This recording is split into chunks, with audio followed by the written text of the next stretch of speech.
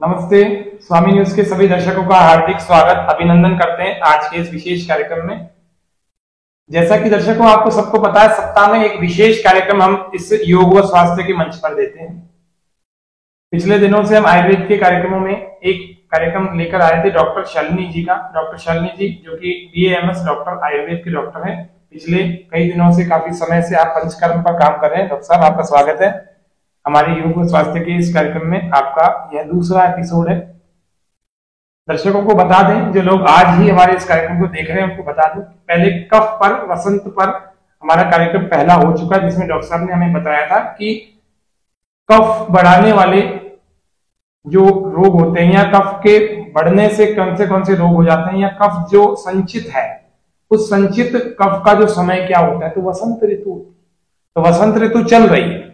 अब इस वसंत ऋतु में कौन कौन से उपद्रव शरीर में उठते हैं according to Ayurveda, according to yoga और आयुर्वेद के अनुसार कौन कौन सी समस्याएं शरीर में आती हैं और उनको कैसे कैसे हम निदान और उनका उपचार, निवारण या निराकरण कर सकते हैं। तो डॉक्टर साहब, मैं बहुत सारे दर्शकों के हमारे पास मैसेजेस आते हैं, चैनल पर भी आते हैं और मेरे पास व्यक्तिगत भी आते हैं कि इस वसंत ऋतु में हमारे को आलस्य बहुत आता है या और भी कई सारी ऐसे अलग अलग कॉम्प्लिकेशंस आते हैं। आपके पास भी आप प्रैक्टिस करते हैं, जैसा कि कितने तरह के आपके पास पेशेंट्स आते हैं, थोड़ा सा एक बार बताएं कौन कौन सी समस्याएं इस ऋतु में ज्यादातर आती हैं। फिर उसके बाद आप ये भी बताइएगा कि ये समस्याएं न आए उसके लिए हम कैसा खान पान करें। जी, एक्चुअली होता क्या है कि इस वसंत ऋतु जब चल रही होती है तो हमारे पास जो ओबीस पेशेंट होते हैं, मोटापा के पेशेंट्स, इसके अलावा डिप्रेशन के आते हैं अपने पास में। इसके अलावा अपने पास में जो एलर्जीज जिनको हो जाती है पेशेंट्स को, उसके आते हैं। अस्थमेटिक पेशेंट्स आते हैं, डायबिटीज के पेशेंट्स आते हैं, जिनके अंदर कफ बढ़ा हुआ है तो कॉन्स्टिपेशन के पेशेंट्स ज्यादा आते हैं अपने पास में। तो इस प्रकार के पेशेंट्स अपने पास में ज्यादा आते हैं। अब इसके अंदर अपन क्या कर सकते हैं, अगर अपन आयुर्वेद के दृष्टिकोण से देखें तो हमारे यहाँ पे शमन और शोधन दो प्रकार के चिकित्साओं का वर्णन किया गया है। शमन यानी कि हम औषधि द्वारा उसको शमन करते हैं, जो बढ़े हुए दोष हो उसको हम न्यूट्रलाइज करते हैं। और एक होता है शोधन। शोधन होता है जिसके अंदर हम क्या शरीर को डिटॉक्स करते हैं, प्यूरिफाई करते हैं। जो जितना भी दोष शरीर के अंदर भरे पड़े हैं उसको हम क्या करते हैं, वमन आदि पंचकर्म से के द्वारा, वमन कर्म के द्वारा, विरेचन के द्वारा, यानी कि आप उनको एक मेडिकेटेड, ये कह लो मेडिसिन के द्वारा आप उनको उल्टी वगैरह करवा करके, या विरेचन में आप ये मान लो कि उनका पेट वगैरह साफ करवा करके जो बड़े हुए दोष हैं उनको हम बाहर निकाल देते हैं। तो ऐसा इसको अपन कह सकते हैं जैसे कोई डिटॉक्सिफिकेशन हो रहा है, शरीर में जो विजातीय द्रव्य जमा हो गए हैं जिनके कारण से भिन्न भिन्न उपद्रव जन्म ले रहे हैं, बहुत सारे रोगों के डिजीज के रूप में सामने आ रहे हैं।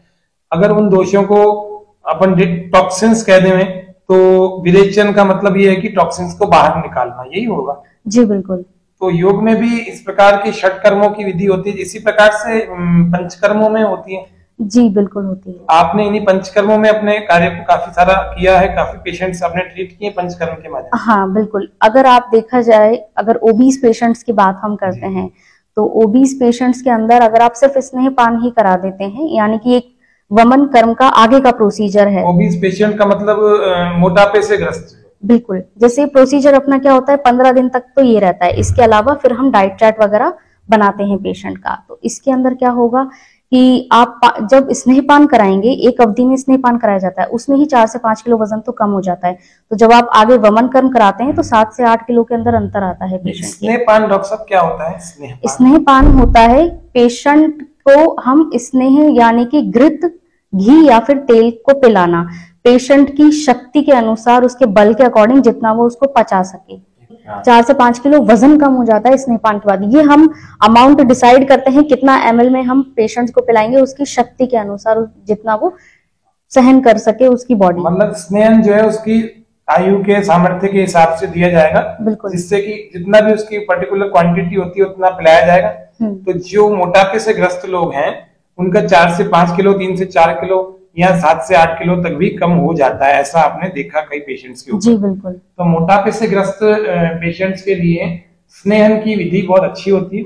और जो हमारे दर्शक अजमेर में रहते हैं, उन अजमेर के रहने वाले रोगियों के लिए बहुत अच्छी खुशखबरी ये है कि डॉक्टर साहब अजमेर में प्रैक्टिस करते हैं और अजमेर में पंचकर्म की थेरेपी देते हैं। तो आप डॉक्टर साहब को अजमेर में संपर्क करके इनसे पंचकर्म की थेरेपी ले भी सकते हैं। और डॉक्टर साहब और क्या किया जा सकता है इसमें? इसके अंदर अपन जैसे अगर घर के उपाय अगर अपन देखें तो घर के अंदर आप क्या करें कि हल्के गुनगुने पानी से आप स्नान करें। इस वसंत ऋतु के अंदर बहुत ही लाभकारी होगा। इसके अलावा हम शहद का प्रयोग कर सकते हैं। अगर मार्केट के शहद पे ना जाए जो कि चाशनी को से बना करके देते हैं, अगर कहीं से आपको शुद्ध शहद मिल सके तो उसका प्रयोग करें, क्योंकि इसमें क्या होगा, हमारा कफ बढ़ा हुआ है तो वो क्या करेगा, हमारे कफ को काट काट कर निकाल देगा। और इसके साथ में आप जैसे कवल ग्रह यानी कि आप कुल्ला कर सकते हैं, लेकिन किस चीज का, जैसे आपने नीम के पत्ते उबाल लिए हैं या फिर आपने ये अमरूद के पत्ते उबाल लिए हैं, इनको उबाल करके आप तब तक कुल्ला करें जब तक आपका जो मुंह है उसके अंदर दर्द वगैरह ना होना स्टार्ट हो जाए, तब तक आप कवल ग्रह कर सकते हैं। इसके अलावा आप क्या कर सकते हैं, हाँ, चंदन आदि अगरू का आप लेप कर सकते हैं अपने शरीर पर, जिससे कि क्या होगा कि आपको इस मौसम में जो कफ प्रधान डिजीजेज है और जो स्किन डिजीजेज होती हैं, जैसे एलर्जी से रिलेटेड होती हैं, कफ बढ़ेगा तो हमारे क्या स्किन के ऊपर एलर्जीज आती हैं कई सारी, जिसमें व्हाइट चकत्ते वगैरह होना, तो अगर हम इस पे लेप वगैरह करेंगे इन चीजों का तो उसमें भी आपको बहुत अच्छा रिलीफ मिलेगा। डॉक्टर साहब, खाने की दृष्टि से ये तो आपने बताया कि कैसे कैसे हमें घरेलू चीजों से सहायता मिल सकती है बात है कफ के शमन में, जो कि अभी वसंत में सबसे ज्यादा लोग परेशान होते हैं कफ से, क्योंकि सर्दियों में इतना खा लेते हैं और अलग अलग प्रकार के पदार्थों को खा लेते हैं तो कफ डिपॉजिट हो जाता है अंदर, और इतना संचित कफ जो अपना प्रभाव अब दिखाने लगता है, फरवरी मार्च अप्रैल तक दिखाने लगता है।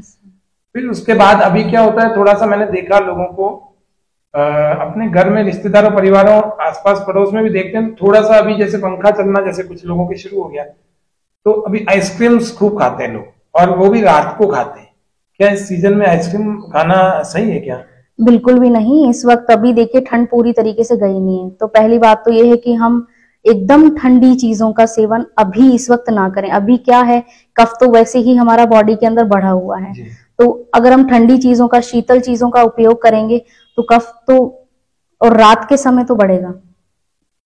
तो अपन इसमें खाने की दृष्टि से अनाज अगर लें तो कौन कौन से लें और कैसे अनाजों को लिया जाए? जी बिल्कुल, इसके अंदर हम क्या कर सकते हैं कि जौ और गेहूं, ये दो अन्न हम ले सकते हैं, लेकिन 1 साल पुराना हो। मतलब आपको जो भी अन्न लेना हो, चाहे आप चावल ले लें, आप दालें ले लें या गेहूं लें, जौ लें, तो वो सभी 1 साल पुराने हों, तो वो क्या होगा कि इजीली डाइजेस्टेबल हो जाएंगे आपके बॉडी के लिए। अगर आपने अभी तुरंत जो उगा करके, जो कट करके लाए हैं मार्केट में, अगर अभी ले लिया तो वो क्या कफ प्रधान होगा, कफ को बढ़ाएगा, क्योंकि उसमें मधुर रस की प्रधानता होती है। जी डॉक्टर साहब, एक ये तो आपने अनाजों के बारे में बताया, इसके अलावा हमें किस प्रकार के और पदार्थों का सेवन करना चाहिए और कौन से पदार्थों का सेवन नहीं करना चाहिए? क्योंकि केवल अनाजों से तो बात बनती नहीं है, उसके अलावा सब्जियां होती है, अलग अलग द्रव्यपान होते हैं, तो और क्या चीजें कि कैसे लवणों, कैसे रसों से युक्त हम भोजन ले सकते? बिल्कुल, इसके अंदर हम क्या कर सकते हैं कि मधुर, अम्ल, लवण, कटु, तिक्त, कषाय, आयुर्वेद में 6 प्रकार के रसों का वर्णन किया गया है।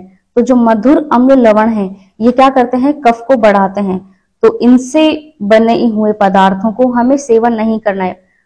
ये मधुर, अम्ल, लवण में मधुर जैसे हो गया, तो मधुर के अंदर जितने भी आप ये चाशनी से बने प्रोडक्ट्स हैं, और इसके अलावा आप जो शक्कर हम मार्केट में खाते हैं, इसकी बजाय अगर आप मिश्री का प्रयोग करें तो वो ज्यादा बढ़िया रहेगी। इसके अलावा जैसे अम्ल के अंदर आप जाएं तो खट्टी चीजें हैं, इमली है, सिरका हुआ अपने पास में, और खट्टी छाछ हुई, खट्टा दही हुआ, इन चीजों का सेवन नहीं करना है। लेकिन अगर आंवले की बात है तो आप आंवला खा सकते हैं, क्योंकि वो यहाँ पे इसको नहीं बढ़ाएगा। और इसके अलावा अगर हम देखें लवण में बात करें तो सेंधा नमक सबसे उत्तम लवण है। लवण 5 प्रकार के होते हैं, जिसके अंदर अगर आप प्रयोग में लेना चाहते हैं तो सेंधा नमक प्रयोग करें, क्योंकि वो इसके अंदर आपका क्या होगा, जो दोषों को हुए समान अवस्था में रखेगा, तो ये आपकी बॉडी के लिए बढ़िया रहेगा। और इसके अलावा जैसे आपकी उड़द, चना है, बेसन है, मैदा हुआ, इसके अलावा फूल गोभी है, बैंगन है, ठंडी रोटी, चावल, जो चीजें हैं, वायु को भी ना बढ़ने दें साथ में, क्योंकि अगर कफ तो ऑलरेडी बढ़ा हुआ ही है बॉडी में, साथ में अगर वात भी बढ़ जाएगी, जो कंडीशन है अपनी वर्स चली जाएगी। तो अपन इस प्रकार की चीजों का भी ना करें जो कि वादी को बढ़ाते हैं। जी डॉक्टर साहब, इस संबंध में और कौन सी महत्वपूर्ण बातें हैं जो हमें और ध्यान रखनी चाहिए, जो कि हम फरवरी तो अब चला ही गया लगभग, तो मार्च अप्रैल इन 2 महीनों में और अच्छा स्वास्थ्य बना के रख सकें? कुछ 1-2 और महत्वपूर्ण बिंदु होते हैं? जी बिल्कुल, सबसे प्रथम यह है कि दिवा स्वप्न हम बंद करें, दिन में सोना इस समय पे बंद कर दिया जाए। इसके अलावा ये योगा शुरू करने का बहुत ही अच्छा समय है। तो सुबह ब्रह्म मुहूर्त में उठना है, उठते ही गर्म जल का उपयोग करना है, पीना है, हमें नहाना भी हमें गुनगुने जल से है। इसके अलावा योगा हमें कम से कम आधा घंटा तो हम अपना टाइम निकालें सुबह सुबह और ब्रह्म मुहूर्त के अंदर उठ करके योगा करें। इसके अलावा हम लेप वगैरह कर सकते हैं बॉडी के ऊपर, उपवनों के अंदर घूम सकते हैं, जो जितने भी मतलब पिकनिक मनाने का बहुत अच्छा समय है कह सकते हैं। और इसके अलावा खाने में लाइट डाइट लें, बाहर का बिल्कुल नहीं खाएं क्योंकि बाहर आर्टिफिशियल चीजों का ज्यादा प्रयोग होता है, प्लस बनाने के अंदर किस तरीके से बना रहे हैं हमें ये भी नहीं पता कि चीजें सड़ी हुई इस्तेमाल में ले रहे हैं, किस प्रकार का ऑयल यूज में ले रहे हैं, तो ऐसी चीजों को भी हमें अवॉइड करना चाहिए। घर के बने शुद्ध खाने को ही प्रयोग करें तो बहुत सही रहेगा। और इसके अलावा हम दिनचर्या अपनी एक सेट करें कि रात में हम सोना, जो देरी से सोने की सबकी आदत हो गई है आजकल मोबाइल वगैरह की वजह से या लोगों का वर्क होता है, तो थोड़ा हम उसको शेड्यूल को थोड़ा ठीक करें। रात में थोड़ा जल्दी सोएं, 10 बजे तक सोने का प्रयास करें। सोने और खाने के बीच में 3-4 घंटे का गैप होना चाहिए। इसके अलावा जो आपका सुबह का भोजन अगर हम देखें तो वो आप 10 से 11 के बीच में आप कर लीजिए, ज्यादा बेटर यही है। और अगर आपको दिन में ही खाना है 1 बजे, तो वहां आप लाइट हल्की फुल्की जो लाइट आप डाइट ले सकते हैं, जैसे कि फल फ्रूट ले सकते हैं, हल्का दलिया ले लो आप, वेज दलिया टाइप में ले लो हल्का, तो आप हल्की चीजें खा सकते हैं। क्योंकि सुबह उठने के बाद के जो 3-4 घंटे होते हैं, इसी के अंदर आयुर्वेद ने बताया है कि आपको खाना खा लेना चाहिए। प्लस सूर्यास्त से पहले पहले आपको रात्रि का भोजन खा लेना चाहिए, मतलब शाम के 7, 7:30 आप उससे पहले तो भोजन खा करके हट जाएं, ताकि आप जब सोओगे 10 बजे तक तो उसमें ऑलरेडी गैप आ चुका होगा, तो बॉडी में दोष अपने आप बैलेंस रहेंगे। डॉक्टर साहब, कुछ दर्शकों के हमारे पास पिछले कार्यक्रम के बाद सवाल आए थे। एक दर्शक ने पूछा डॉक्टर साहब से पूछना कि ये दूध की क्या व्यवस्था है, कौन सा दूध लेने और कौन सा दूध नहीं, और अभी कफ का जो समय है तो इस समय में हम कौन सा दूध का सेवन करें। बिल्कुल। और कई सारे एक दो दर्शक ये भी सवाल आए थे कि उनको दूध डाइजेस्ट नहीं हो रहा, लेकिन डॉक्टर ने कह दिया दूध पीना है, घर वाले बहुत इंसिस्ट कर रहे हैं दूध पीना है, तो दूध कैसे लेने, इच्छा भी हो रही है दूध लेना है लेकिन डाइजेस्ट ही नहीं हो रहा, तो कब लेने, क्या कौन सा लेने और कौन किस उसका लेने। दूध की अगर हम बात करें तो देखिए, पहली बात तो कफ प्रदान जो दूध होता है जैसे भैंस का दूध, वो हमें अभी नहीं सेवन करना चाहिए। सबसे बढ़िया दूध गाय का बताया गया है, लेकिन अगर जिनके डाइजेस्ट नहीं हो रहा तो वो बकरी का दूध भी ले सकते हैं। और अगर और ज्यादा दिक्कत आए तो अपन उसमें थोड़ा पानी का अमाउंट मिला करके ले सकते हैं सेवन, ताकि वो इजीली डाइजेस्टेबल हो जाए अपनी बॉडी के लिए। डॉक्टर साहब, एक और दर्शक का सवाल आया था पिछले कार्यक्रम के बाद, वो पूछते हैं कि डॉक्टर साहब से अगर सेवाएं लेनी हो यदि पंचकर्म आदि की, तो हम अजमेर में कहाँ जाकर के उनसे सेवाएं ले सकते हैं। आप अपना क्लिनिक कहाँ चलाते हैं, एक बार बताएं दर्शकों को। जी बिल्कुल, अपना क्लिनिक जो है महाबोधि स्कूल के पास गौतम नगर अजमेर में ही स्थित है। इसके अलावा दिए गए व्हाट्सएप नंबर पे आप हमें कांटेक्ट भी कर सकते हैं, और जैसे असुविधा ना हो इसके लिए आप अपॉइंटमेंट लिख करके आवे फोन पे। महाबोधि स्कूल के पास गौतम नगर अजमेर भगवानगंज में जो है जी, वहां पर आपका क्लिनिक है जी। तो दर्शकों को मैं बता दूं, डॉक्टर साहब का आयुर्वेद पर पंचकर्म और विशेष रूप से अलग अलग पेशेंट्स को ट्रीट करने का काम है बहुत विशेष प्रकार से होता है। इन्होंने अपने क्लिनिक पर बहुत सारे जो है इक्विपमेंट लगा रखे हैं और उस पर इनका आयुर्वेद प्रैक्टिस का काम होता है, और वास्तव में पेशेंट्स को अच्छा रिलीफ देने का काम इनके क्लिनिक पर होता है। तो आप सब लोग भी जो भी अपने शरीर को लेकर के बड़ी समस्याओं से ग्रस्त हैं, चाहे वो स्पाइन के पेशेंट्स हो, डॉक्टर साहब किस तरह के पेशेंट विशेष रूप से आप ट्रीट करते हैं, जैसे अर्थराइटिस वगैरह हुआ, ऑस्टियोआर्थराइटिस और हड्डी एवं जोड़ रोग के हुआ, पाचन आदि समस्याएं के भी आ जाते हैं अपने पास में, और अपने पास एलर्जीज वगैरह के भी आते हैं। जैसे स्पाइन के कोई रोगी हैं, वो बहुत समस्याएं काफी साल से चल रही है और एमआरआई भी उनकी गड़बड़ आ रही है, लंबर की किसी वर्टिब्रा में प्रॉब्लम आ रही है, चाहे सैक्रम में आ रही है या कोकिक्स में आ रही है, तो इस तरह के यदि पेशेंट्स आए तो आप उनको कैसे ट्रीट करते हैं। जी बिल्कुल, अपने यहाँ पर थेरेपीज वगैरह प्रोवाइड की गई हैं पंचकर्म के अंदर, जिसके अंदर हम बस्ती वगैरह जो है, बस्ती आदि चिकित्सा से उनका हम ट्रीटमेंट करते हैं। इसके अलावा शमन और शोधन दोनों तरीके से, जिस तरीके से बताया गया, शमन यानी मेडिसिन के द्वारा भी चलेगा साथ में, और शोधन यानी कि जो बस्ती वगैरह आदि चिकित्सा है, जैसे कि कटी बस्ती हुआ, और अगर जैसे घुटनों में अगर विकार है तो जानो बस्ती हुआ। इसके अलावा पोटली स्वेद, वो तो अलग अलग प्रकार की थेरेपीज हो गई, तो उन सभी के द्वारा हम रोगों का शमन करते हैं। तो दर्शकों को मैं आपको एक निवेदन कर दूं कि ये पंचकर्म तो कहने के हैं, लेकिन वास्तव में इसमें बहुत सारे कर्म होते हैं। तो 5 कर्म जैसे स्वेदन, स्नेहन, स्वेदन, वस्ति, अनुवासन वस्ति, इस तरह से और भी चीजें होती हैं, विरेचन आदि। तो केवल ये 5 बोलने की है, लेकिन ये 5 नहीं, एक में बहुत बहुत उप प्रकार होते हैं ना। तो इनकी भी प्रारंभ में जैसे हम देखें तो एक प्री प्रोसीजर होता है कि एक मेन प्रधान कर्म, पूर्व कर्म और पश्चात कर्म। तो मेन तो हमारा कर्म जो हम कर रहे हैं, जैसे वमन दे रहे हैं, विरेचन दे रहे हैं, अगर आप नस्य करवा रहे हैं, रक्त मोक्षण करवा रहे हैं, बस्ती चिकित्सा करवा रहे हैं या शिरो विरेचन करा रहे हैं आप, तो वो तो सब हमारे प्रधान कर्म में आ गए। अब इससे पूर्व कर्म में हम क्या करेंगे तो फिर उसके अलग हैं, और पश्चात कर्म में क्या करेंगे फिर वो भी अलग है। तो जैसा कि डॉक्टर साहब, दर्शकों को हमने आपका संदेश आप क्या देना चाहते हैं इस सप्ताह का, क्योंकि हर सप्ताह आपके कार्यक्रम में दर्शक लाभान्वित होंगे निश्चित रूप से। योग व स्वास्थ्य के इस कार्यक्रम में आप आए हैं तो दर्शकों ने आपके पिछले कार्यक्रम को खूब पसंद किया है, कईयों के मैसेजेस आए हैं, तो मैं आपको यही निवेदन करता हूँ इस सप्ताह का आप संदेश दर्शकों के लिए दीजिए। जी बिल्कुल, इस ऋतु के अंदर जितना हो सके हमें जो अपना डाइट पे कंट्रोल रखना है, इसके अलावा योगा बिल्कुल स्टार्ट करना है, दिन में नहीं सोना है। जितना हम अपना डाइट को और अपनी हेल्थ को, खुद को महत्व देंगे और अपने शरीर का ध्यान रखेंगे, उतना हम आगे जिंदगी में प्रगति करेंगे। क्योंकि आयु तो हम सबकी लिमिटेड है, ठीक है, आयु हम सभी जी रहे हैं, लेकिन हमें चाहिए सुख आयु। हमें उस आयु को उस तरीके से जीना चाहिए जिस तरीके से हमारी मतलब बीमारी या शरीर के अंदर ना हो। अब गाड़ी बंगला होना ये कोई सॉल्यूशन नहीं है कि हमारी आयु बहुत सुख वाली चल रही हो। सुखायु, हितायु, अहितायु, दुखायु, इस 4 प्रकार की आयुओं की बात आयुर्वेद करता है। तो बहुत अच्छी बात है, इन संदेश को आप सभी दर्शकों को अच्छे प्रकार से सुन के, समझ के और आत्मसात करना है। मैं सभी दर्शकों को इस कार्यक्रम के अंत में यही निवेदन करता हूँ, जैसा कि डॉक्टर साहब ने कहा, एक नटशेल सार के रूप में अगर बोला जाए कि हमें अगर स्वस्थ रहने का आपको सपना है, एक अच्छे जीवन जीने का सपना है, वेद में भी कहा वीर भोग्य वसुंधरा, अर्थात एक स्वस्थ व्यक्ति धरती के सुख को काबू कर सकता है। यदि ऐसा करना चाहते हैं, निश्चित रूप से एक स्वस्थ जीवन जीना चाहते हैं, तो हम सबको अपने लाइफ में मॉडिफिकेशन करना पड़ेगा, मॉडिफाई करना पड़ेगा, कुछ ऐड करना पड़ेगा और कुछ लेस करना पड़ेगा। ऐड करने की दृष्टि से देखा जाए तो डॉक्टर साहब ने अभी बताया कि हमें योग को ऐड करना है, और लेस करना है तो दिवा चयन को, अर्थात दिन में सोने को या दिवा स्वप्न को बंद करना चाहिए।